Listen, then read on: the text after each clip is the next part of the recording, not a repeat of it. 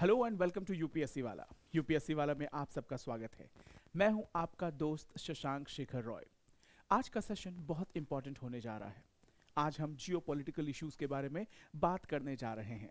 आज के सेशन में मैं आपको इंटरनेशनल रिलेशन से रिलेटेड एक टॉपिक कवर करूंगा। मेरा पर्पज़ ये भी होगा कि इस टॉपिक को कवर करने के साथ साथ आप बहुत सी चीज़ों को समझें और आगे उसको इम्प्लीमेंट करें। जैसे इंटरनेशनल रिलेशन यानी अंतर्राष्ट्रीय संबंधों की जब हम बात करते हैं तो बहुत से बच्चे अपने आप को बताते हैं, उनको परेशानी होती है। वो ये कहते हैं कि सर हम कैसे आंसर लिखें, इंटरनेशनल रिलेशंस में क्या लिखना है, कैसे समझना है, आंसर राइटिंग का स्किल क्या है, कैसे डेवलप किया जाए। आज उसी बात को लेके उन्हीं सारे क्वेश्चंस को मद्देनजर रखते हुए हमने ये आज का सेशन शुरू किया है। और ये सेशन है Russia Ukraine war and energy poverty. चलिए आपको थोड़ा सा नज करता हूँ। रशिया यूक्रेन वॉर का एनर्जी पॉवर्टी से क्या लेना देना है। आपने पॉवर्टी, हंगर, मैल न्यूट्रिशन के बारे में सुना होगा, बट एनर्जी पॉवर्टी क्या है आप इसके बारे में जरा सोचिए। चलिए इसी बारे में बात करेंगे। और एक एनर्जी पॉवर्टी का टॉपिक लेके मैं आपको इंटरनेशनल रिलेशंस के अलग अलग डायमेंशंस दूंगा। इसमें हम क्लाइमेट चेंज के बारे में भी बात करेंगे, एनर्जी डिप्लोमेसी के भी बारे में बात करेंगे। हम वर्ल्ड में जो भी वो जगह है जहाँ पे मेन एनर्जी सप्लायर हैं, गल्फ कंट्रीज के बारे में बात करेंगे, यूएस के बारे में बात करेंगे, रशिया के बारे में बात करेंगे, इंडिया के बारे में बात करेंगे। एनर्जी पॉवर्टी के साथ साथ हम एनर्जी सिक्योरिटी के बारे में भी बात करेंगे। चलिए शुरू करते हैं आज का सेशन। प्लीज अपना नोटपैड और पेन लेके रेडी हो जाइए और नोट्स बनाना, जो मैं कीवर्ड्स बोलूंगा उसको आप नोट करते चले जाइएगा। वैसे भी ये पीपीटी अपलोड होने होगा आपके यूट्यूब पे। सो Russia Ukraine war and energy poverty की शुरुआत करते हैं। पहले मैं आपको कुछ दिखाना चाहता हूं कि किस तरीके से रशिया यूक्रेन वॉर ने पूरे सिर्फ यूक्रेन को ही नहीं, सिर्फ यूरोप को ही नहीं, पूरे विश्व को इम्पैक्ट किया है, पूरे वर्ल्ड को इम्पैक्ट किया है अलग अलग तरीके से। चलिए एक बार देखते हैं। ये हमारे यहाँ कुछ एजिटेशंस हो रहे हैं। स्टैंड विद यूक्रेन, और ये यूक्रेनियन सिटीजन हैं, यूरोपियन सिटीजन्स हैं जो कि यूक्रेन के फेवर में डेमोन्स्ट्रेट कर रहे हैं अगेंस्ट रशियन अट्रॉसिटीज। फिर हम देखते हैं a green bail out must put Europe's energy poor first. Europe is facing a problem of energy poverty. ऐसा क्या हो गया यूरोप में कि एनर्जी पॉवर्टी का नाम दिया जा रहा है। अभी इस कुछ दिनों पहले ऋषि सुनक यूनाइटेड किंगडम के प्राइम मिनिस्टर हुए हैं। उसके पहले लिज ट्रस को रिजाइन करना पड़ा। उस समय ये कीवर्ड बहुत ही चर्चा में आया था, that Europe is United kingdom and in fact Europe is facing an energy poverty, यानी कि एनर्जी क्राइसिस। तो यहाँ पे एक ग्रीन बेल आउट की बात हो रही है। Now energy poverty heat our homes not the planet. एक तरफ जहां ग्लोबल वार्मिंग की बात हो रही है, दूसरी तरफ heat our homes not the planet, क्योंकि यूरोप में बहुत से ऐसे कंट्रीज हैं जहां पे विंटर अप्रोच कर रहा है और उनके पास फ्यूल्स नहीं है, अपने घरों में लाइट जलाने की सुविधाएं नहीं है, उनके फ्यूल्स रन आउट हो रहे हैं because of this Ukraine war, Russia Ukraine war. So इसको नाम दिया गया है एनर्जी पॉवर्टी का। जब हम एनर्जी पॉवर्टी की बात करेंगे तो हम एनर्जी सिक्योरिटी की भी बात करेंगे। तो नोट कर लीजिए keyword energy poverty and energy security. Energy poverty, energy security and energy equity. Clear है? 3 वर्ड्स आपको नोट करने हैं क्योंकि ये कीवर्ड्स बहुत इंपॉर्टेंट होते हैं आंसर राइटिंग में। Energy poverty, energy security and energy equity, यानी एनर्जी का इक्विटेबल एक्सेस जो है उसके बारे में हम कह रहे हैं एनर्जी इक्विटी। आगे चलते हैं ना। राइट टू एनर्जी, हमने राइट टू फूड सुना है, राइट टू एजुकेशन सुना है, right to freedom of speech and expression सुना है, बट राइट टू एनर्जी, क्या ये मूवमेंट हो सकता है? क्या ये फंडामेंटल राइट का हिस्सा हो सकता है? हालांकि ये मूवमेंट यूरोप में चल रहा है। यूरोप के बहुत से देशों में जहां एनर्जी क्राइसिस आने वाली है वहां पे ये मूवमेंट चल रहा है। बट मैं आपसे पूछना चाहता हूं, राइट टू एनर्जी, क्या ये फंडामेंटल राइट का हिस्सा होना चाहिए? क्या ये आर्टिकल 21 में आएगा? Right to life and liberty में क्या right to life and liberty में डिग्निटी आता है, प्राइवेसी आता है? क्या राइट टू एनर्जी भी आएगा? चलिए देखते हैं राइट टू एनर्जी का मतलब क्या है। What we mean, energy poverty is a term from social policy and describes the connection between poverty and the cost of energy. On one hand, It describes rising energy cost as a risk of poverty, and the other hand, difficulties of many households in the industrialized countries to pay rising energy cost. तो basically हम ये जो बात कर रहे हैं energy poverty और energy crisis, ये हम यूरोपियन कंट्रीज के कॉन्टेक्स्ट में बात कर रहे हैं, बिकॉज वहाँ पे एनर्जी के प्राइसेस लगातार बढ़ते चले जा रहे हैं. लेकिन हम इंडिया के कॉन्टेक्स्ट में भी इसको हम रख के देख सकते हैं, और इसमें कोई बुराई नहीं है, क्योंकि एक ही साथ एक ही टॉपिक को अलग अलग कॉन्टेक्स्ट में रख के देखना है कि इंडिया में क्या हो सकता है और वर्ल्ड में क्या हो सकता है. सो बेसिकली ये इंडिकेट क्या करता है, rising energy cost and non affordability of the common people. यानी मैं एक पर्सन हूं और मैं जो एनर्जी का कॉस्ट है पर यूनिट इलेक्ट्रिसिटी जो है या फ्यूल जो है वो मैं अफोर्ड नहीं कर पा रहा हूं. इसका मतलब क्या है, अपने घरों में हम दिया जलाएंगे, अपने घरों में हम लालटेन जलाएंगे, हमारे बच्चों की पढ़ाई चौपट हो जाएगी. अगर बहुत भीषण ठंड पड़ रही है तो हम अपने घर को गर्म नहीं रख पाएंगे. So this is what is energy poverty. Energy poverty is a term from social policy describes connection between poverty and the cost of energy. एक कोरिलेशन है पॉवर्टी और कॉस्ट ऑफ एनर्जी के बीच में. ये इंडिया में भी है, ये यूनिवर्सल प्रिंसिपल होगा, इंडिया में भी लागू होगा और आपकी फॉरेन कंट्रीज में भी होगा. Energy poverty is a serious social problem. A disconnection, interruption of electricity supply or heat supply is for the utilities only for the ultima ratio, but for the affected families with children, it is an absolute disaster. But energy poverty does not start until it comes disconnection. तो यहाँ पे एक movement चल रहा है और energy, access to energy को poverty से जोड़ के देखने की कोशिश की जा रही है. ये बात सच है. आप चलिए उन कंट्रीज के बारे में बात कर रहे हैं, सब सहारन अफ्रीकन कंट्रीज के बारे में बात करते हैं और एनर्जी को समझते हैं.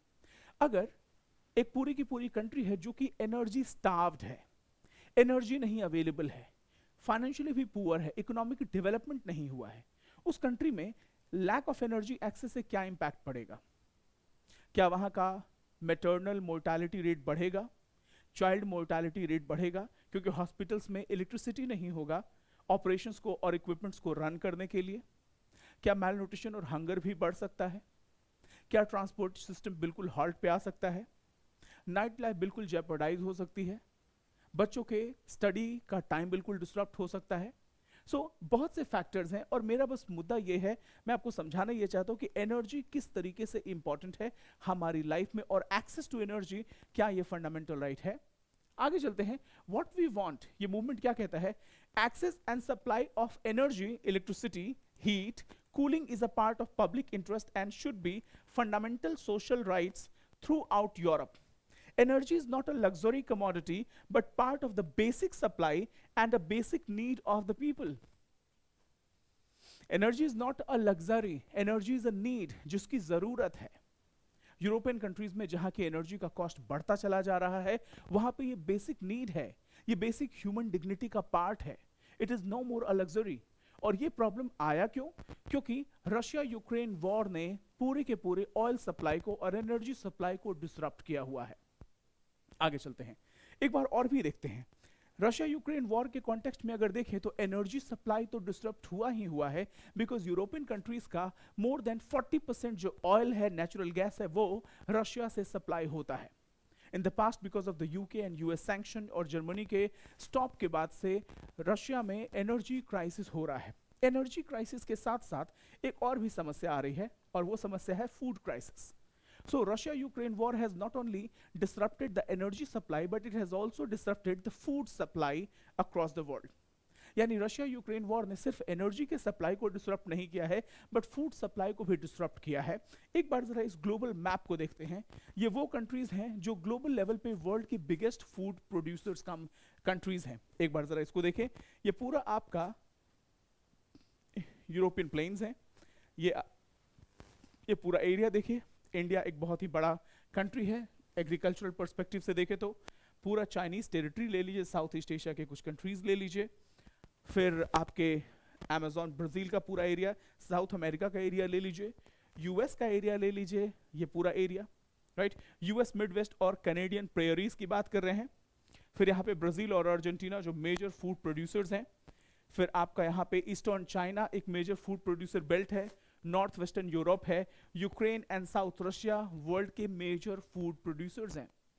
और यूक्रेन वॉर के चलते, यूक्रेन रशिया वॉर के चलते ये पूरा का पूरा इस एरिया का फूड डिस्टर्ब हो चुका है। आप देखेंगे साउथ अफ्रीका में बहुत मेजर फूड प्रोडक्शन नहीं दिख रहा है बहुत। अगर चाइना की बात बोलें तो राइस कल्टीवेशन में चाइना वर्ल्ड में नंबर 1 है, इंडिया नंबर टू है विद, फिर उसके बाद से इंडोनेशिया है, then we have Bangladesh, we have other countries. So ये वर्ल्ड के मेजर फूड प्रोड्यूसर्स हैं। कॉर्न की अगर बात बोलें तो उसमें यूनाइटेड स्टेट्स का सबसे ऊपर नाम आता है। व्हीट की अगर बात बोलें तो चाइना है, एंड देन सोयाबीन की अगर बात बोलें तो इसमें भी अलग अलग कंट्रीज हैं जो डोमिनेंट प्लेयर हैं। बहरहाल इस मैप को जरा ध्यान से देख लीजिए। इस मैप को देखने से आपको अंदाजा लग जाएगा कि वर्ल्ड के मेजर ग्रेन बेल्ट्स कौन कौन से हैं, फूड प्रोड्यूसिंग कंट्रीज कौन कौन से हैं। क्योंकि इसको अगर आप एक बार देख लेंगे तो आपको ये समझ में आ जाएगा कि कौन कौन से एरियाज में अगर मेजर डिसरप्शन होगा, वॉर होगा, तो फूड सप्लाई डिसरप्ट होगा। क्योंकि अगर फूड सप्लाई डिसरप्ट होगा तो बट ऑब्वियसली कॉस्ट बढ़ने लगेगा, फूड प्राइसेस बढ़ने लगेंगे, इन्फ्लेशन आएगा और ह्यूमन लाइफ जो है वो इम्पैक्ट होगा। एक बार और देखते हैं। While most countries rely on grain import, इन सारे एरियाज को जरा देखिए। इसमें मैक्सिमम कंट्रीज जो हैं, ठीक है, ये भी food producing countries, grain imports पे डिपेंडेंट ये कंट्रीज है मेनली। एक बार देखें, most countries rely on grain imports. इसमें से जो भी डॉटेड हैं, जो भी हाईलाइटेड एरियाज हैं, वो सारी वो कंट्रीज हैं जो फूड इंपोर्ट पे डिपेंडेंट हैं। और फूड इंपोर्ट भी कॉस्टली इंपोर्ट नहीं, चीप इंपोर्ट। यानी कि अगर इन सारे एरियाज में अगर कोई डिसरप्शन हो रहा है तो इन सारे एरियाज में इसमें फूड सप्लाई नहीं होगा, और जब फूड सप्लाई नहीं होगा तो इसका रिजल्ट क्या होगा? Food prices will go high, inflation will go high, cost of living जो है वो बढ़ता चला जाएगा। सो इसी के चलते आपका ब्लैक सी ग्रेन इनिशिएटिव के बारे में हमने डिस्कशन किया है कि इसी food supply, disrupt food supply chain को फिर से बहाल करने के लिए हमने ब्लैक सी ग्रेन इनिशिएटिव लिया, जिसके थ्रू हमने इंश्योर किया कि यूक्रेन जो मेजर ग्रेन प्रोड्यूसर है ऑफ द वर्ल्ड का, वहां से जो भी प्रोड्यूस है फूड आइटम्स हैं उसको हम सेफ्टी के साथ ब्लैक सी के पोर्ट से हम होते हुए उसको हम एक्सपोर्ट कर सकें। ये ब्लैक सी ग्रेन इनिशिएटिव है। आगे चलते हैं। Heat homes not the climate. COP27 शुरू हो चुका है और COP27 का सेंट्रल एजेंडा ये है कि एनर्जी क्राइसिस हम क्या करें। अभी तक हम सिर्फ ये बातें कर रहे थे कि अर्थ का जो टेम्परेचर है वो 1.5 डिग्री सेल्सियस से ऊपर नहीं जाना चाहिए, लेकिन अब हम और भी बातें करने लगे हैं। इस रशिया यूक्रेन वॉर ने एक सबसे बढ़िया काम जो किया है वो ये कर दिया है कि now energy security and clean and renewable energy has taken a centre stage eight global platform. अभी तक हम सिर्फ ग्लोबल क्लाइमेटिक चेंज के बारे में हम बात कर रहे थे 1.5 डिग्री सेल्सियस से ऊपर टेम्परेचर चला जाएगा, ग्रीन इनिशिएटिव्स लेने हैं, क्लीन मैकेनिज्म लेना है, रिन्यूएबल एनर्जीज को प्रमोट करना है। But the result, the biggest outcome of this entire Russia Ukraine war is that it has taken the clean and renewable energy has taken a center stage at global level। ये सबसे बड़ा achievement है। तो यहां पे देख लीजिए यार, Europe energy system is not working. Fossil fuel continue to dominate our energy supply. 75% of buildings are inefficient. 1 in 4 people live in energy poverty. Energy efficient renovations are easiest, fastest way to slash carbon emission. तो जहां पे हम बात कर रहे हैं carbon emission की बात कर रहे हैं, ग्रीन एनर्जी की बात कर रहे हैं, Russia itself, Europe itself is energy deficient. आगे चलते हैं, यूरोप का डिपेंडेंस देखते हैं। यूरोप की कौन कौन सी कंट्रीज हैं और वो कितने % तक डिपेंडेंट हैं रशियन ऑयल सप्लाईज पे, क्योंकि इससे डिपेंड होगा हमारा इंटरनेशनल रिलेशंस में। ये फैक्टर बहुत इंपॉर्टेंट है कि हम किसी भी कंट्री पे किन किन चीज़ों के लिए डिपेंडेंट हैं।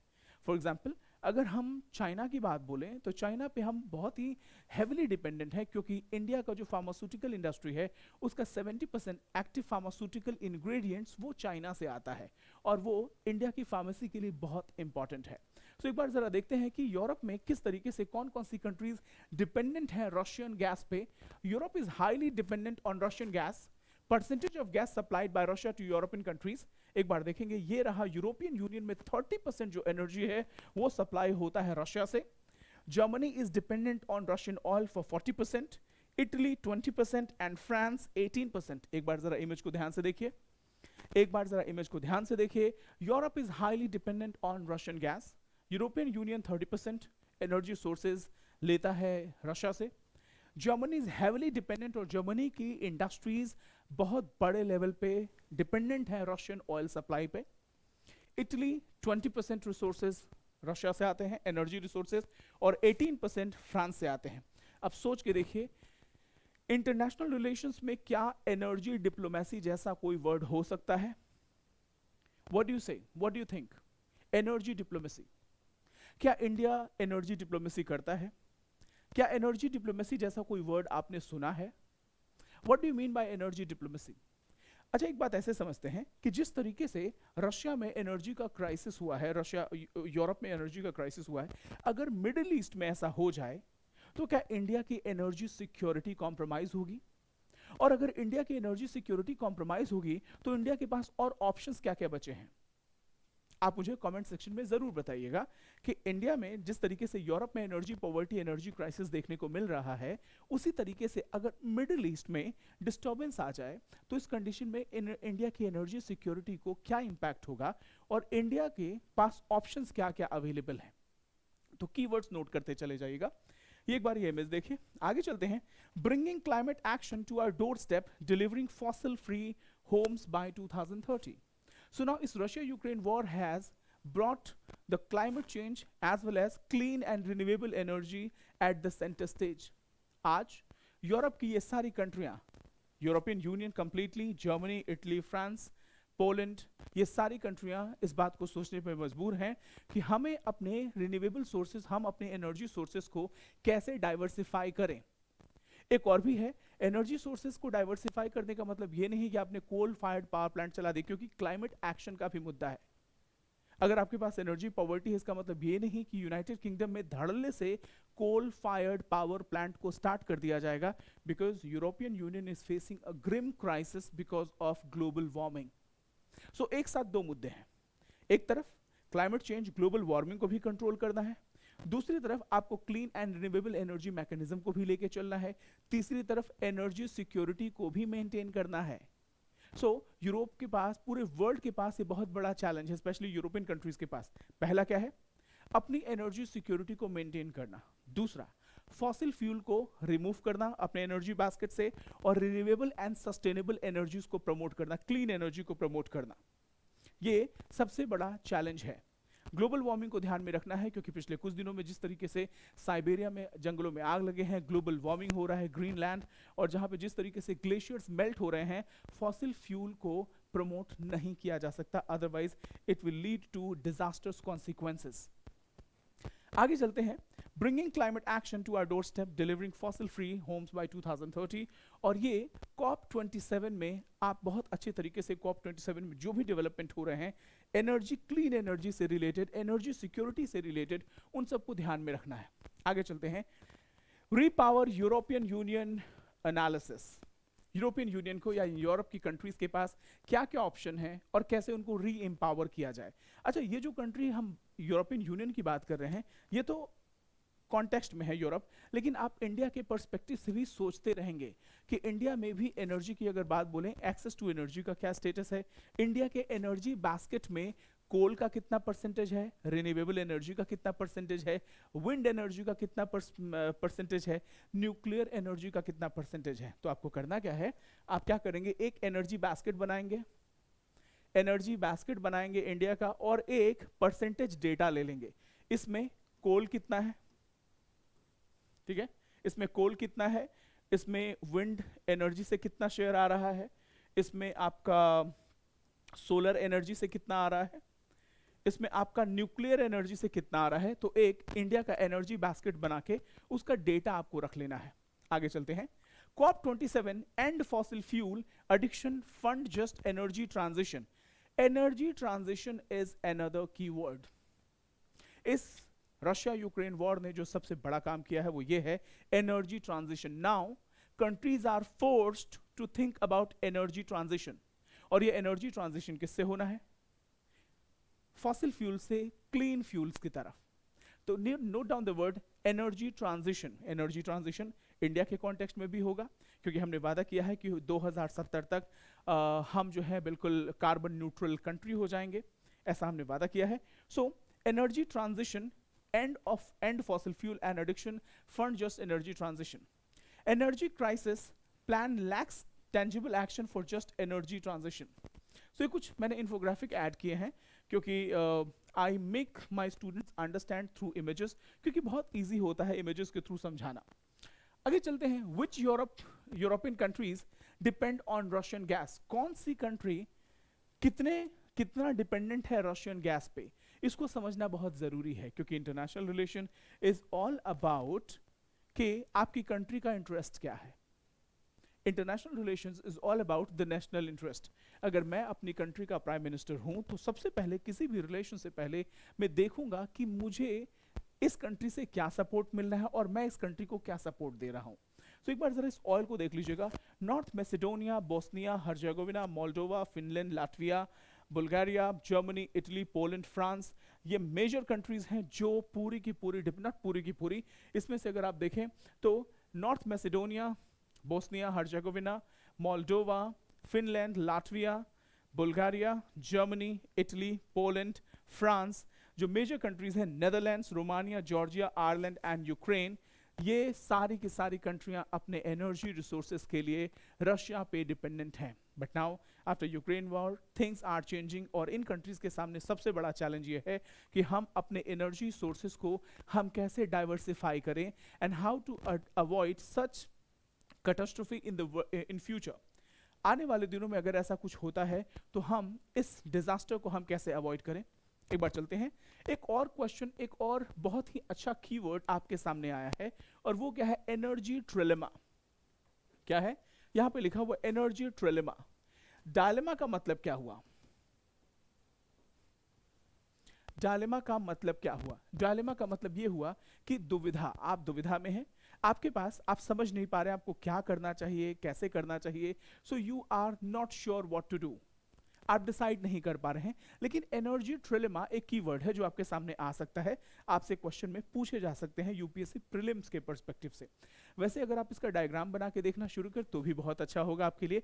Let's understand what exactly is energy trilemma.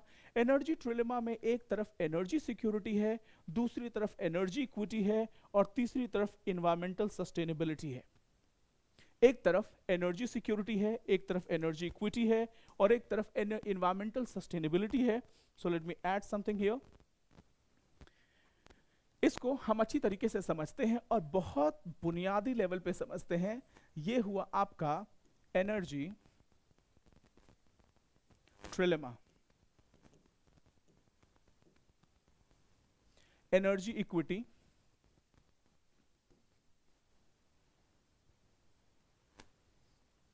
Energy equity, energy security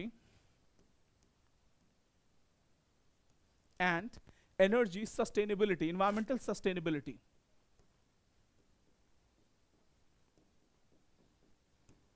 इसको एक बार लिख के देख लीजिए।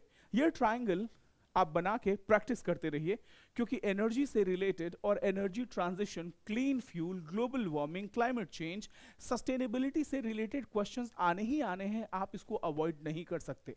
And if you avoid it, ये आपके लिए बहुत नुकसानदायक होगा। एक बार हम समझने की कोशिश करते हैं एनर्जी सिक्योरिटी, एनर्जी के ट्रायंगल को। What exactly is energy security?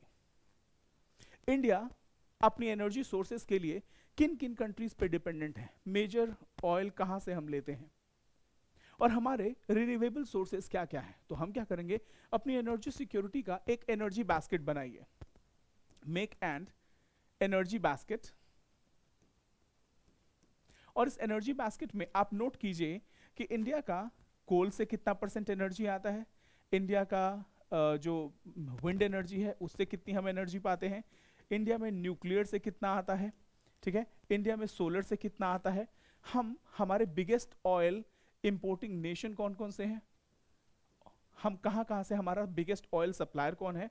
एक चीज और भी सोचिए, एनर्जी सिक्योरिटी का मतलब यह है कि अगर इन कंट्रीज में कोई डिस्टेबलाइजेशन होता है तो हमारे पास और क्या क्या ऑप्शन है। फॉर एग्जांपल ड्यूरिंग ईरान के ऊपर, ईरान यूएस में जब टसल चल रहा था, US pressurized India to cut down the oil import from Iran. US की तरफ से बहुत बड़ा दबाव था कि आप ईरान से अपने ऑयल इंपोर्ट को कट कीजिए। अब हमारे पास ऑप्शन क्या बचता है? हमारे पास बहुत सी गल्फ कंट्रीज में और भी कंट्रीज हैं, इसके अलावा यूएस के पास भी अबंडेंट ऑयल सोर्सेज हैं, रशिया के पास तो है ही है। इस बार हमने बहुत बड़े पैमाने पे अपने ऑयल्स इंपोर्ट किए हैं रशिया से। In fact Russia has become the biggest oil importer for India, right, oil exporter to India. So energy security को जरा देखिए। दूसरी चीज है एनर्जी इक्विटी। एनर्जी इक्विटी का मतलब क्या है? एनर्जी इक्विटी का मतलब ये है कि क्या जो एनर्जी सप्लाई हो रही है, जो एनर्जी है वो इक्विटेबल है, अफोर्डेबल है, क्या मैं उसको अफोर्ड कर पा रहा हूँ? अगर मान लीजिए कि बिजली जो है वो 5 रुपए पर यूनिट है या 10 रुपए पर यूनिट है और वो मेरे लिए बहुत महंगा है और महीने का 100 यूनिट बिजली मैं यूज करता हूँ, और अगर मेरी सैलरी उतनी नहीं है और मैं उस बिजली को अफोर्ड नहीं कर पा रहा हूँ, तो मेरे पास दो रास्ते हैं। या तो मैं कटिया कनेक्शन लगाऊंगा इलीगल तरीके से, रात में उतार में एक कुंडी फंसा दूंगा और रात भर पंखा चलाऊंगा और सुबह में उतार दूंगा, एक ये तरीका है, पकड़े गए तो जेल जाएंगे। दूसरा क्या है? अंधेरे में रह के अपनी रातें गुजार देना। इसका इम्पैक्ट क्या होगा? बच्चों की पढ़ाई चौपट हो सकती है, हेल्थ चौपट हो सकता है, आपका स्लीप साइकिल बिल्कुल डिस्टर्ब हो जाएगा और बहुत सी एक्टिविटीज डिस्टर्ब हो जाएंगी because of lack of access to electricity. So energy security ये नेशनल लेवल पे भी देखना है टीम, एनर्जी सिक्योरिटी ये नेशनल लेवल पे भी देखना है और इंडिविजुअल लेवल पे भी देखना है। एनर्जी इक्विटी भी देखना है। एनर्जी इक्विटी, क्या हमारे पास एक सस्टेनेबल एनर्जी है, कॉस्ट इफेक्टिव एनर्जी सोर्स है जो कि हम अफोर्ड कर पा रहे हैं? क्योंकि अगर हम अफोर्ड नहीं कर पा रहे हैं इसका मतलब यह है हमारा ओवरऑल डेवलपमेंट ग्रोथ कॉम्प्रोमाइज हो सकता है। तीसरा क्या है? Environment sustainability, environmental sustainability. हम जिस तरीके से एनर्जी को प्रोड्यूस कर रहे हैं क्या वो इन्वायरमेंटली सस्टेनेबल है? बहुत बड़ा क्वेश्चन है। हम अगर 60% अगर हमारा 60% फ्यूल अगर कोल फायर्ड पावर प्लांट से आ रहा है तो क्या वो सस्टेनेबल है? Is that sustainable? हमारे ऑयल का हमारे पास कोल का रिसोर्सेज हैं, बट कोयला इज द मोस्ट पॉल्यूटिंग, सबसे पॉल्यूटिंग एजेंट है एनर्जी सोर्सेज को जनरेट करने की जब बात आती है। तो क्या ये सस्टेनेबल है? तो टीम तीनों चीजों को आप अच्छे से लिखिए, energy security, energy equity and environmental sustainability. Sustainable development goals को भी आप इसमें इंटीग्रेट कर सकते हैं। एक बार देखिए, एनर्जी सिक्योरिटी का मतलब क्या है? The effective management of primary energy supply from domestic and external sources, the reliability of energy infrastructure and the ability of energy providers to meet current and future demand, that is energy security. Energy security का मतलब क्या है कि हम जहां कहीं से भी एनर्जी लेते हैं डोमेस्टिक और एक्सटर्नल सोर्सेज से, वो रिलायबल होना चाहिए, हमारे पास इंफ्रास्ट्रक्चर रिलायबल होना चाहिए, and ability of energy providers to increase to meet current and future demands, ये सब कुछ होना चाहिए रिलायबल। दूसरा क्या आता है? Energy equity, accessibility and affordability. आपने 100 रुपीज या 50 रुपीज पर यूनिट अगर इलेक्ट्रिसिटी कर दिया है, how will I be able to afford, मैं कैसे अफोर्ड करूंगा? और यही कहता है, इसी को कहते हैं energy equity, equitable access to energy sources. तीसरा आता है आपका environmental sustainability, encompasses the achievement of supply and demand side energy efficiencies and development of energy supply from renewable and other low carbon sources। ये समझने की जरूरत है कि जो हम एनर्जी जिस तरीके से प्रोड्यूस कर रहे हैं क्या वो रिन्यूएबल सोर्सेज से आ रहा है या नॉन रिन्यूएबल सोर्सेज से आ रहा है, कोल फायर्ड पावर प्लांट से आ रहा है या न्यूक्लियर से आ रहा है, सोलर से आ रहा है या हाइड्रो पावर से आ रहा है या जियोथर्मल एनर्जी से आ रहा है। तो इसी को, ये तीन ट्रायंगल के तीन हिस्से हैं, तीन कॉर्नर्स हैं जो कि ट्रिलेमा को बताते हैं, और ये तीनों मैटर में पूरा यूरोपियन कंट्रीज और पूरा वर्ल्ड जो है वो कंफ्यूजन में है, क्या करें? क्योंकि अगर एक एनर्जी सोर्स एनर्जी सिक्योरिटी को देखना है तो हमें एनर्जी इक्विटी को भी देखना है और सस्टेनेबिलिटी को भी देखना है, और ये तीनों बातें डिस्कशन का पार्ट है, सेंटर स्टेज ले चुकी हैं हमारे ग्लोबल क्लाइमेट समिट COP27 में। आगे चलते हैं, ये हमने इमेज बनाया था, what the war in Ukraine means for the whole world, what the war in Ukraine means for energy, climate and food. Russia's invasion has caused a short-term spike in prices, but could prompt a long-term shift towards sustainability. Russia के Ukraine invasion के बाद से एक तो है कि world में energy crisis और फूड क्राइसिस है, लेकिन एक और जो सबसे बड़ा इंपैक्ट होने वाला है वो ये है कि कंट्रीज ने, यूरोपियन कंट्रीज ने मेनली ये सोचना शुरू कर दिया है कि हम किस तरीके से अपने एनर्जी सोर्सेस को हम सिक्योर कर पाएं, किस तरीके से हम अपने एनर्जी सोर्सेस को रिन्यूएबल और सस्टेनेबल एनर्जी की तरफ ले जाएं। तो ये सबसे बड़ा इंपैक्ट हुआ है रशिया का। अब हम देखते हैं कि रशिया यूक्रेन वॉर के बाद से अलग अलग कंट्रीज की क्या क्या स्ट्रैटेजी रही है और क्या क्या बदलाव आने वाले हैं। आज हमने एनर्जी सिक्योरिटी को यूरोपियन कंट्रीज की तरफ रख के देखा है, इंटरनेशनल लेवल पे हम बात कर रहे हैं। नेक्स्ट सेशन में जब भी हमारा आएगा, उस सेशन में हम इंडिया के एनर्जी सिक्योरिटी के बारे में बात करेंगे कि इंडिया अपनी एनर्जी सिक्योरिटी के लिए क्या कर रहा है, हमारे पास एनर्जी के क्या क्या सोर्सेज हैं, हमने क्या क्या इंटरनेशनल लेवल पे ग्लासगो समिट में या COP26 में हमने क्या कमिटमेंट किए हैं एनर्जी से रिलेटेड। इन सारी बातों को हम कवर करेंगे। एक बार जरा देखते हैं। Russia's invasion has caused a short-term spike in prices, but could prompt a long-term shift towards sustainability. Russian invasion ने yes, short term में प्राइस तो बढ़े हैं, फूड प्राइसेस बढ़े हैं, फूड स्कार्सिटी बढ़ी है बहुत से रीजन में, लेकिन इसके साथ साथ एक जो सबसे बड़ा बात हुआ है वो ये है कि countries are forced to think about energy transition. Especially European countries को इस बात को सोचने पे मजबूर होना पड़ा है कि हमें एनर्जी ट्रांजिशन की तरफ ध्यान देना पड़ेगा, हमें रिलायबल सोर्स चाहिए, हमें इक्विटेबल सोर्स चाहिए और हमें सस्टेनेबल सोर्स चाहिए एनर्जी का। ये सबसे बड़ा शिफ्ट हुआ है वर्ल्ड लेवल पे। इसका इंपैक्ट आपको COP27 में शर्म अल शेख इजिप्ट में जो मीटिंग हो रहा है, जो कॉन्फ्रेंस हो रहा है, उसमें भी इसका इंपैक्ट देखने को मिल रहा है। दूसरा, एक बार जरा देखिए, जर्मनी ने, यूनाइटेड किंगडम और यूनाइटेड स्टेट्स ऑफ अमेरिका ने ऑलरेडी सैंक्शन इंपोज कर दिया रशिया पे आफ्टर यूक्रेन इन्वेजन। और अभी कुछ दिनों पहले जर्मनी, जो कि अपने 40% ऑयल रिसोर्सेज को रशिया से इंपोर्ट करता है, जर्मनी ने नॉर्ड 2 स्ट्रीम को अपनी मंजूरी देने से मना कर दिया, that we do not need your oil supplies.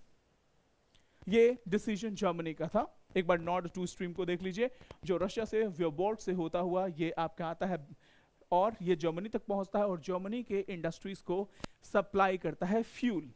एक बार देखिए, the Russian end of the Nord Stream 2 gas pipeline to Europe, Germany halted its approval of the pipeline after Russia's invasion to Ukraine। और Germany ने इस Nord 2 stream का जो development था उसको रोक दिया because of Ukraine war. United kingdom और यूएस ने ऑलरेडी सैंक्शन इंपोज कर रखा। 22nd February, Germany scuttled its approval for a newly built gas pipeline. And what Germany is planning to do? Germany plan कर रहा है कि अब Russia के बजाय हम अपने ऑयल रिसोर्सेज को हम डाइवर्सिफाई करेंगे। तो वो कतार और यूनाइटेड स्टेट्स ऑफ अमेरिका की तरफ अपना रुख मोड़ रहे हैं, बिकॉज इस वॉर ने यही चेंज किया है। हर कोई अपने एनर्जी सोर्सेज को डाइवर्सिफाई करने में लगा हुआ है, सिक्योर करने में लगा हुआ है। दूसरा, बेल्जियम की अगर हम बात बोलें, Belgium is reconsidering to exit from nuclear power, while Italy and Netherlands and the United Kingdoms are accelerating efforts to install wind power. Team, understand, देखिए इस बात को कि सारी कंट्रीज में चर्निंग शुरू हो गई है, सारी कंट्रीज ने सोचना शुरू कर दिया है कि now the time has come, अब हम इसको डिले नहीं कर सकते, अब हम इसको पोस्टपोन नहीं कर सकते, अब हम इसको बैक बर्नर पे नहीं ले सकते। जहां जर्मनी ने अपने ऑयल रिसोर्सेज को डाइवर्सिफाई करना शुरू कर दिया यूएस और कतार के साथ, वहीं आपकी बहुत सी कंट्रीज ने, जिसमें इटली है, बेल्जियम है, ये न्यूक्लियर पावर से बिल्कुल हटना चाहते हैं कि हमें न्यूक्लियर पावर नहीं चाहिए, we want to stop it. और नेदरलैंड्स और यूनाइटेड किंगडम जो है वो अपने विंड एनर्जी की तरफ फोकस करने में लगे हुए हैं। तो ये एक बहुत बड़ा शिफ्ट है toward sustainable and clean energy. और देखते हैं, उसके अलावा 31 कंट्रीज ने अपने स्ट्रेटेजिक ऑयल रिजर्व्स को भी ओपन किया। स्ट्रेटेजिक ऑयल रिजर्व्स को भी ओपन किया, keeping in mind Russia's invasion of Ukraine, क्योंकि ऑयल शॉर्टेज होने वाला था और यूरोपियन कमीशन के इंसिस्टेंस के बाद से 31 कंट्रीज ने अपने स्ट्रेटेजिक ऑयल रिजर्व को ओपन किया। आगे देखते हैं, फर्टिलाइजर प्लांट्स अक्रॉस यूरोप जो है उन्होंने अभी तक बंद है एंड उन्होंने अपना प्रोडक्शन रोका हुआ है।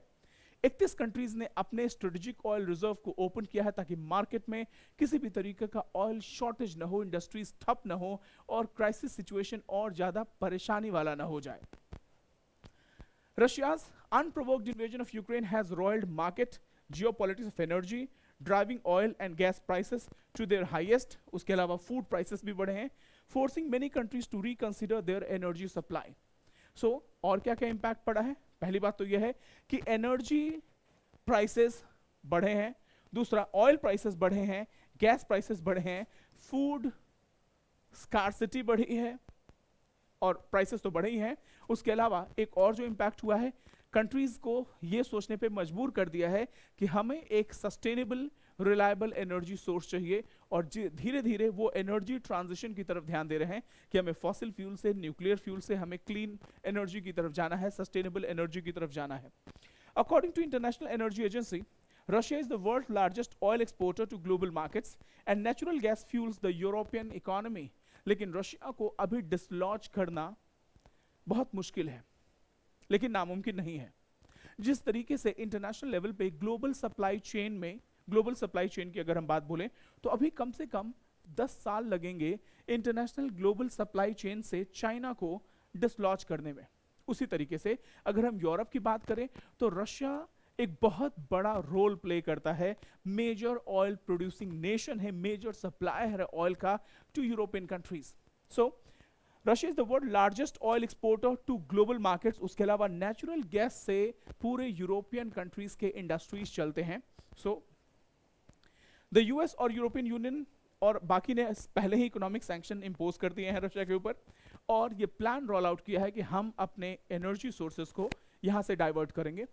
बट इवन रशियाज बॉम्ब्स, लेकिन इसके बावजूद भी, रशिया के ऊपर इतने सैंक्शन होने के बावजूद भी आपको लगता है कि क्या कोई फर्क पड़ने वाला है उनके ऑयल प्रोडक्शन में या उनकी इकोनॉमी में? नहीं, नॉट रियली, क्योंकि रशिया सिंपली अपने उस ऑयल प्रोडक्शन को कहीं और डाइवर्ट कर सकता है। So Russia's bombs rain down the Ukraine. Its oil and gas continues to flow to the Western nations that have condemned the invasion. क्योंकि मजबूरी यह है कि रशिया के जो ऑयल है उसको एक दिनों में हम उसके डिपेंडेंसी खत्म नहीं कर सकते। तो यहाँ तक कि जो कंट्री यूक्रेन इन्वेजन का क्रिटिसिज्म भी कर रही हैं, वो कंट्रीज अभी भी ऑयल पे डिपेंडेंट है, because they have no other options. आगे चलते हैं। ये पहली बार नहीं है। अच्छा, कंट्रीज ये बात सोचने के लिए क्यों मजबूर हैं? Why countries are thinking again and again about their oil supply, energy security and transition from a fossil fuel to clean energy? इसका रीजन ये है because of repeated behavior of Chinese aggression toward different nation. Russia का ये पहली बार नहीं है। अलग अलग टाइम पे रशिया ने अलग अलग कंट्रीज के अगेंस्ट में अनप्रोवोक्ड अग्रेशन दिखाया है, जिसके चलते ये कंट्रीज ये सोचने पे मजबूर हैं कि अगर ऐसा हमारे साथ हुआ तो। एक बार जरा देखते हैं।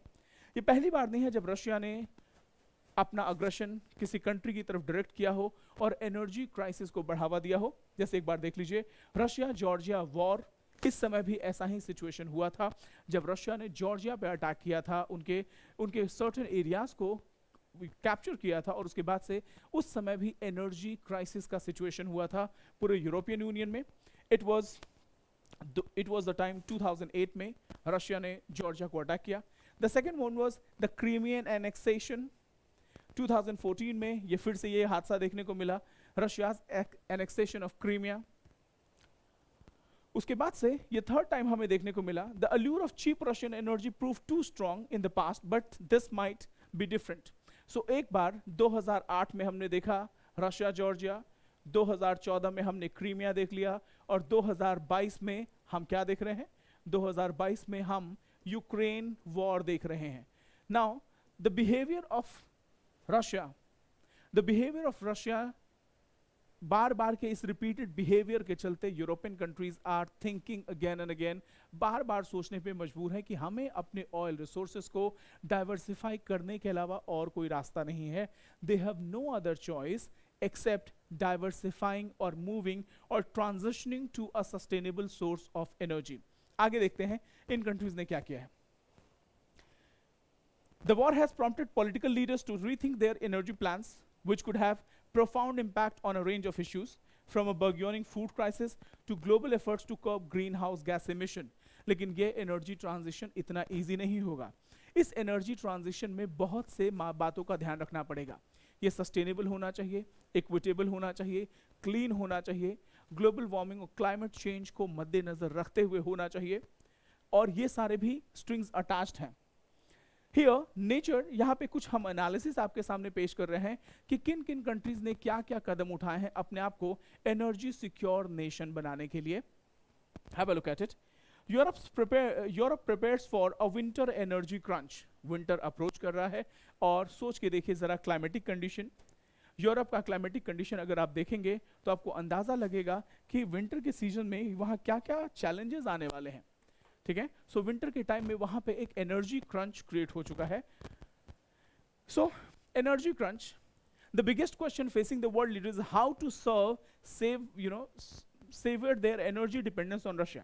रशिया से हम, जो सबसे बड़ा क्वेश्चन है, रशिया से हम अपनी एनर्जी डिपेंडेंस को खत्म कैसे करें, क्योंकि ये एक दिन में नहीं होगा, it will take at least years.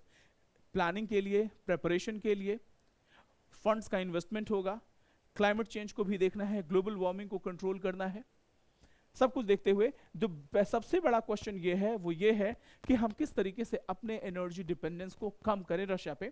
The US और यूनाइटेड किंगडम जो है पहले मेजर कंट्रीज थे जिन्होंने रशियन ऑयल को बैन किया, लेकिन अगर देखा जाए तो रशिया और यूएस और यूके ये वो कंट्रीज हैं जो बहुत ज्यादा डिपेंडेंट नहीं है रशियन ऑयल पे। तो इनके सैंक्शन का अगर आप देखें तो इनके सैंक्शन का कोई बहुत बड़ा फर्क नहीं पड़ने वाला है, क्योंकि इंपैक्ट इनको नहीं होना, इंपैक्ट जर्मनी को होना है, इंपैक्ट इटली को होना है, इंपैक्ट एस्टोनिया और नेदरलैंड्स, पोलैंड जैसी कंट्रीज को होना है, क्योंकि ये मेजर कंट्रीज हैं जो डिपेंडेंट हैं रशियन ऑयल पे। सैंक्शंस इंपोज कर दिए गए हैं यूके यूएसए, जो कि बहुत ज्यादा मेजोरली डिपेंडेंट नहीं है रशिया पे, इसलिए कोई बहुत बड़ा फर्क नहीं पड़ने वाला है। एनर्जी क्राइसिस, एक बार जरा इस पूरे मैप को देखिएगा, और इस पूरे मैप में 4 लोकेशन दिए गए हैं जो एनर्जी क्राइसिस के प्रॉब्लम से जूझने वाले हैं। उसमें पहला है यूनाइटेड किंगडम, दूसरा है जर्मनी, तीसरा है इंडिया एंड चौथा है चाइना। ये एनर्जी क्राइसिस सिर्फ यूरोपियन यूनियन का मैटर नहीं है, we are also going to face, India already coal shortage, coal production short होता चला जा रहा है, एनर्जी का क्राइसिस आ सकता है, तो India is already going to face an energy crunch, और ऐसा ही होने वाला है चाइना के लिए। अच्छा, अगर ऐसा होता है तो प्रॉब्लम क्या है, बट ऑब्वियसली जहां कहीं भी एक्सेस टू एनर्जी इंपैक्ट होगा वहां पे सबसे बड़ा जो मुद्दा होगा वो ये होगा, आपका इंडस्ट्रियल प्रोडक्शन रुकेगा, आपके कंट्री का ग्रोथ रुकेगा। सो ये इमेज मैंने ऐड किया है ताकि इंडिया के पर्सपेक्टिव से भी आप सोच सके। Impact of such action is minimal because Russia can simply redirect that oil elsewhere. आप सैंक्शन इंपोज कीजिए, बट ये रशिया को बहुत बड़े लेवल पे इंपैक्ट नहीं करने जा रहा है, क्योंकि रशिया कैन सिंपली अपने उन ऑयल को जो इन कंट्रीज को एक्सपोर्ट करता था वो सिंपली कहीं और डाइवर्ट कर सकता है। Now embargo would only work if the UA took part, economists say, because it would be difficult for Russia to quickly find new customers for the oil and gas it sends to the Europe. एक काम हो सकता है और वो ये है कि पूरा यूरोपियन यूनियन जो है वो एक एम्बार्गो सैंक्शन इंपोज करे रशिया के ऊपर, क्योंकि एक कंट्री, दो कंट्री अगर अपना ऑयल लेना बंद कर दे रशिया से तो कोई प्रॉब्लम नहीं है, लेकिन अगर पूरा का पूरा कम्युनिटी, पूरा का पूरा यूनियन अगर रिजेक्ट कर दे that we are not going to take oil from Russia, तो रशिया के ऊपर बहुत बड़ा फर्क पड़ने वाला है, क्योंकि इतने बड़े कंट्रीज को, इतने बड़े सप्लाई को वो एक दिन में कहीं और डाइवर्ट नहीं कर सकता। तो ये एक तरीका हो सकता है। दूसरा, कोल वैगन्स, ये कुछ इमेजेस हैं, कोल वैगन्स वेट कर रहे हैं एक्सपोर्ट एट रशियन पोर्ट में, मुर्मांस्क में, ये पूरा का पूरा कोल वैगन्स जो है रशिया के बाहर वेट कर रहे हैं। डेटा स्टोरी की बात करते हैं। डेटा को समझना जरूरी है कि यूरोप किस तरीके से डिपेंडेंट है इन ऑयल्स पे। The EU imported around 40% of its natural gas from Russia, 40% natural gas import होता है रशिया से। वन क्वार्टर जो है इसका ऑयल इंपोर्ट होता है, और half of its coal from Russia in 2019। आप सोच के देखिए कि जिस यूरोपियन यूनियन का इतना बड़ा, यूरोपियन यूनियन 40% नेचुरल गैस, 1/4 जो है ऑयल और हाफ ऑफ कोल रशिया से इंपोर्ट करता है, आपको लगता है कि एक साथ ये पूरा कमीशन इनके ऊपर सैंक्शंस इंपोज कर पाएगा? Will it be possible? ये पॉसिबल है? बिल्कुल पॉसिबल नहीं है, और अगर ऐसा होता है तो उसके बहुत ही सीवियर रेपरकशंस होंगे।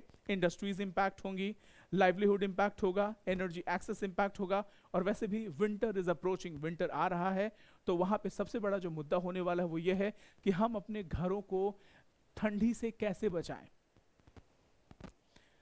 And despite bold promises about cutting ties with Russia, European nations have far opted for easy energy. The amount of Russian oil and gas entering Europe has actually increased since the war in Ukraine began.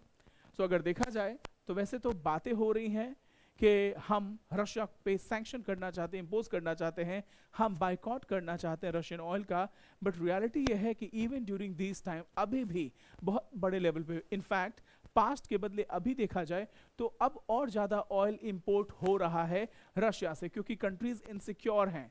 Countries को ये लग रहा है कि कहीं और war अगर बढ़ गया तो, कहीं न्यूक्लियर अटैक हो गया तो, कहीं यूएस ने इसमें इंटरफेयर कर दिया तो, कहीं चाइना शामिल हो गया तो, so countries are buying more oil. अगर आप इसको बोले तो इसको हम बोलेंगे होर्डिंग, कालाबाजारी। कंट्रीज ज्यादा से ज्यादा ऑयल परचेज कर रही हैं, तो कोई फर्क नहीं पड़ रहा है इसका, रशिया के ऊपर कोई फर्क नहीं पड़ रहा है, इनफैक्ट ऑयल और ज्यादा सप्लाई हो रहा है।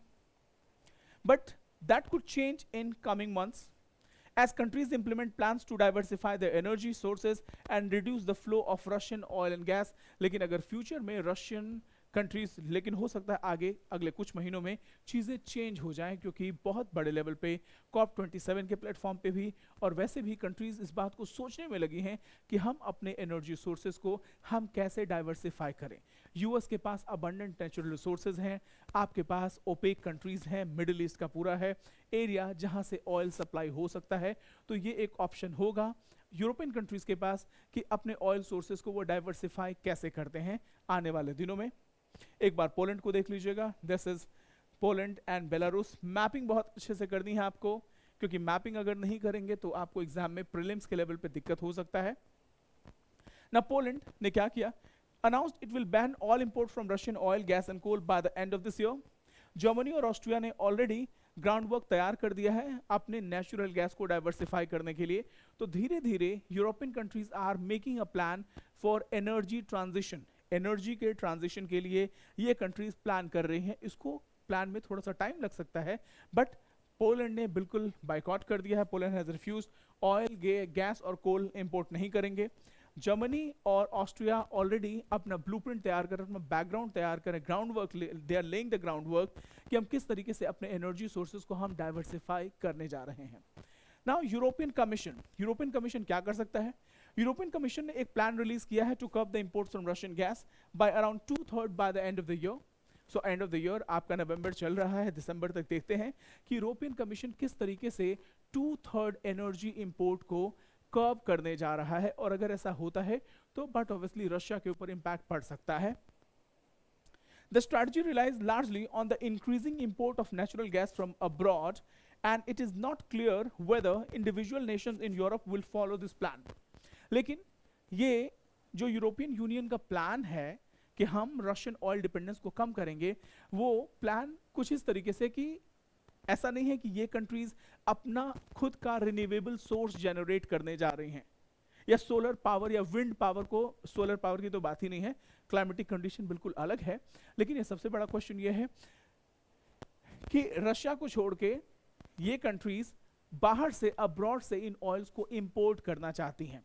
अब ये कितना सक्सेसफुल होगा ये भविष्य में पता चलेगा। And at the same time ये भी गारंटीड नहीं है कि बाकी कंट्रीज भी जो हैं इस प्लान को फॉलो करेंगे। सो अलग अलग कंट्रीज अपने प्लान को अलग अलग फॉलो करने लगे हैं। 25 मार्च को यूएस प्रेसिडेंट जो बाइडेन ने ये प्लेज किया है that he will send more liquefied natural gas to European nation. तो ये गोल्डन अपॉर्चुनिटी है यूनाइटेड स्टेट्स ऑफ अमेरिका के लिए कि वो अपने अबंडेंट शेल ऑयल रिसोर्सेज को यूरोपियन कंट्रीज को फॉरवर्ड कर सकें, और इस तरीके से एक पंथ दो काज हो जाएगा। रशिया से अपना बदला भी ले लिया, सैंक्शन भी इंपोज कर लिया और अपने अबंडेंट ऑयल रिसोर्सेज को मार्केट में सप्लाई भी किया। Germany has already signed a deal. Germany के साथ ऑलरेडी यूएस का डील साइन हो चुका है और जर्मनी बहुत बड़े लेवल पे डिपेंडेंट है। 40% जर्मनी के रिसोर्सेज हैं वो रशिया से आते हैं। So deal has already been closed. अब यूरोप के एनर्जी क्राइसिस को और देखते हैं। Boosting imports to Europe from other countries could account for nearly 60% of that reduction, and another 33% would come from new renewable energy generation and conservation measures, the plan suggests। इस तरीके से European union में बहुत बड़े level पे plan चल रहा है एनर्जी को डाइवर्सिफाई करने का। We need a portfolio of options to replace Russian gas and safeguard energy security in short term। Portfolio का मतलब क्या है कि हमें एक बास्केट की जरूरत है जहां हम अलग अलग सोर्सेस से हम एनर्जी गेन कर सकें और अपनी एनर्जी सिक्योरिटी को मेंटेन कर लें। वो पोर्टफोलियो क्या है, कैसे होगा? Ramping up natural gas import to Europe. Natural gas import करने का अलग अलग हम कंट्री खोजेंगे।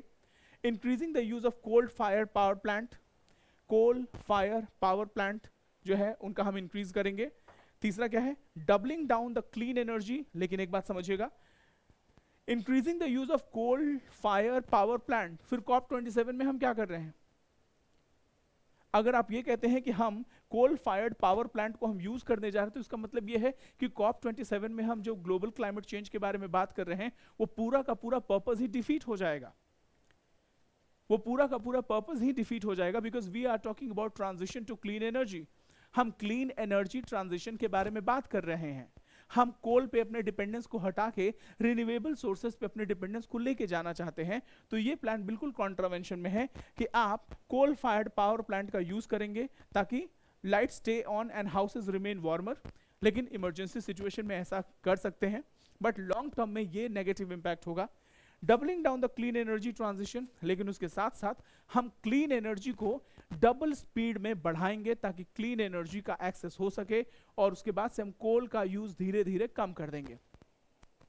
The earth is warmer than it's been 1,25,000 years. Here is how you can help.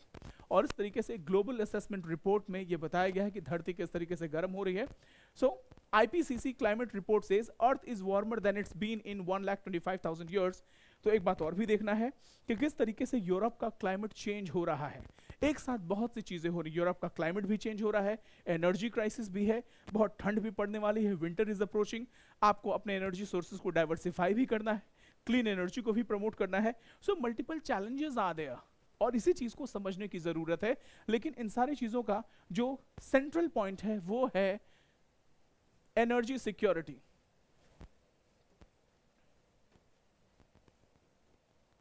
सो इस पूरे आर्टिकल में आपको समझना क्या है, जो मैंने आपको समझाया, ट्रायंगल, एनर्जी ट्रिलेमा, एनर्जी ट्रिलेमा की अगर बात बोले तो आपको सबसे पहले एनर्जी इक्विटी,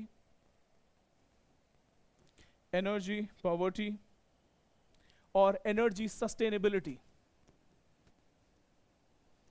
एनर्जी सस्टेनेबिलिटी के बारे में आपको अपना कॉन्सेप्ट क्लियर करना है। इसको इंटरनेशनल लेवल पे भी समझना है और उसको इंडिया के पर्सपेक्टिव से भी समझना है कि एनर्जी सिक्योरिटी है क्या, एनर्जी पॉवर्टी है क्या, इंडिया के वो कौन कौन से स्कीम्स हैं जो एनर्जी सिक्योरिटी को प्रमोट करते हैं, इंडिया का क्या प्लेज था, ग्लासगो समिट में गवर्नमेंट ऑफ इंडिया ने क्या प्रण लिया है, क्या प्लेज लिया है कि हम अपने एनर्जी सोर्सेज को किस तरीके से डाइवर्सिफाई करने जा रहे हैं। सो एनर्जी सिक्योरिटी को बहुत अच्छे से पढ़िए, एनर्जी पॉवर्टी को बहुत अच्छे से पढ़िए, और प्लीज कमेंट सेक्शन में मुझे बताइएगा सेशन के बारे में। I will come up with another, एक दूसरा सेशन फिर से आपके लिए रिकॉर्ड किया जाएगा जिसमें मैं आपको इंडिया के पर्सपेक्टिव से एनर्जी क्राइसिस को समझाने की कोशिश करूंगा। और IPCC का ये रिपोर्ट जरूर पढ़ लीजिएगा और ये आपके प्रीलिम्स का हिस्सा हो सकता है। इसके साथ ही अपने शब्दों को विराम देता हूं। Thank you so much and God bless you all. जय हिंद। Thank you.